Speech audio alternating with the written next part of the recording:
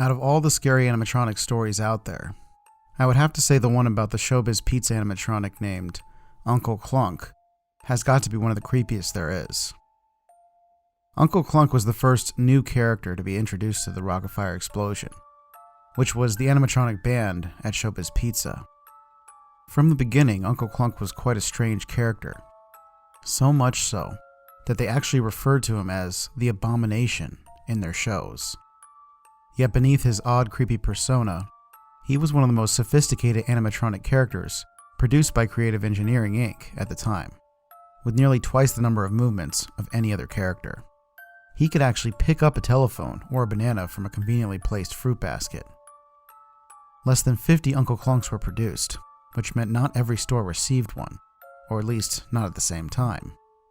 The idea was for Klunk to be a traveling character, appearing for a few months in a particular location, and later being removed and placed in another store. However, that didn't last long.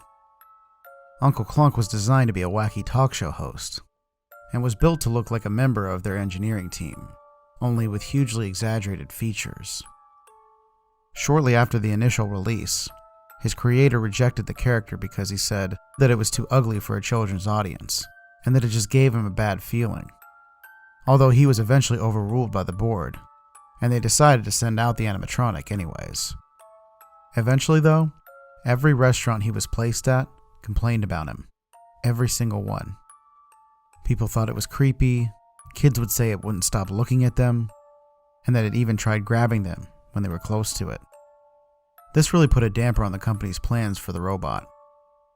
As I had mentioned before, this was one of the most complicated animatronics they had ever built at the time, and the company wanted to get some return on their investment.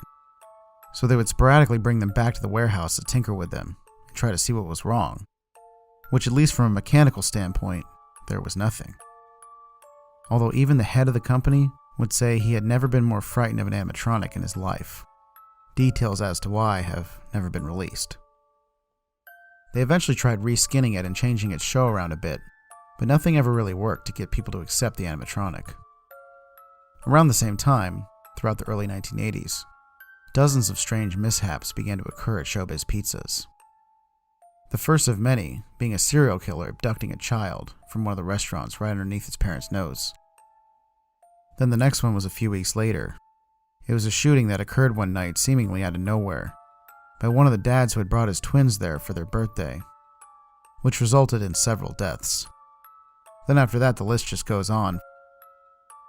Aside from all these things occurring at Showbiz Pizza, there was no other connection until a detective realized these tragedies always seemed to happen at the locations which Uncle Klunk was temporarily installed at. And then there were the stories from the children, who claimed that the animatronic had announced what was going to happen before tragedy struck. After rumors of all this stuff hit the public, the company in a panic recalled all of the Uncle Klunk animatronics nationwide and brought them back to the corporate warehouse where they just sat for years. That is, all of them except for one. The one which was installed at the Showbiz Pizza I used to work at. I'm not sure how we got left out of that recall, but due to some kind of corporate mix-up, we had one of those things for months after they were taken back. In fact, nobody in my restaurant, including my boss, was even aware of the recall at all. However, we all knew there was something weird about that animatronic. For example, one thing I personally saw it do was when it would open its eyes really wide during the show, it would get stuck like that sometimes, just staring with these huge open eyes directly at people. And it would fixate on certain individuals in the audience. Then even after we'd power it down, turn it back on, it would just go through the show and freeze again while staring at the same person. I started to notice it follow several people around like that until they would feel so uncomfortable that they'd just walk away or leave. I eventually told my boss we were losing business because of that, and he took the Uncle Klunk out of the main show, storing it behind this black curtain at the back of the arcade area. Our arcade was different than most Showbiz Pizza restaurants, in the sense that it was divided from the main showroom and pizza area. However, moving the animatronic back there definitely didn't stop it from disturbing the restaurant patrons. I kid you not, at least once a week, a child would run out from the arcade crying, saying that he looked behind the black sheet because the robot had pointed at him or something. Considering it was totally unplugged at that time, these stories really freaked me out. Although I just tried to tell myself they were from the kids' imaginations, and to ignore it. That was until the incident happened. The one which would change my and several other lives forever. My brother was actually there on the day that it occurred.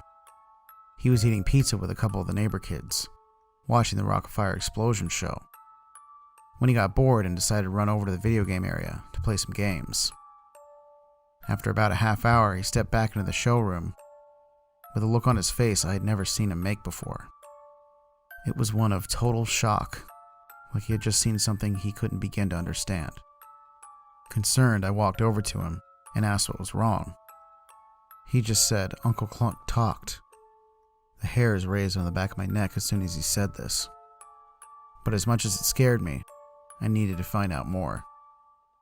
He told me that it had sounded like it was reporting the news or something, and that it had mentioned a tragic accident at Showbiz Pizza, leading to the deaths of several people. My brother wasn't really one to make up stuff, so when he told me that, I immediately took it seriously. I decided to walk with him over to the animatronic to try and make sure it wasn't plugged in. I guess I was just hoping he had somehow maybe heard it wrong. He stepped into the arcade room, and as I was about to follow, I saw the bright lights of a truck flash through the windows. Then the front of a semi-truck crashed through the wall of the building, crushing nearly everyone inside. I was knocked back by an arcade machine, but was mostly okay, although I was probably mere feet away from being killed myself. My brother wasn't so lucky. He had been crushed instantly by the truck.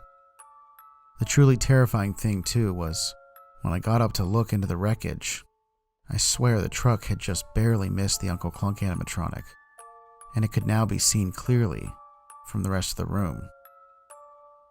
It gazed toward me through the concrete and smoke, with his white eyes just giant and lifeless, almost mocking me. After hearing about the incident, corporate contacted my location and immediately returned the animatronic back to the warehouse, apologizing profusely for not keeping us in the loop, although there wasn't much that mere apologies would do at that point. I heard that they have since disassembled these animatronics, but that a couple of them were unaccounted for.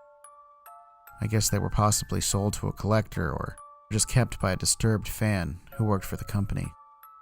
I've even heard rumors that there's a collector out there who's intentionally buying up these supposed cursed animatronics and is trying to create his own museum with them, which honestly terrifies me more than anything. I may never know why this animatronic in particular was the cause of so much destruction, or if there truly are any left out there, but please, if you know someone who has one, tell them to get rid of it as soon as you can. My story shows that they are truly very dangerous. And let's just say when the animatronics creators decided to call it an abomination, they were not far off. Hey, it's Mr. Freaky. I hope you enjoyed that original creepypasta. What animatronics do you think would belong in that museum? Leave it in the comments and it might show up in a future video. If you haven't done so, please go ahead and like and subscribe to my channel, as well as join the Discord if you want to get involved in the community. Have a horrific evening, everyone, and remember to stay spooky, my friends.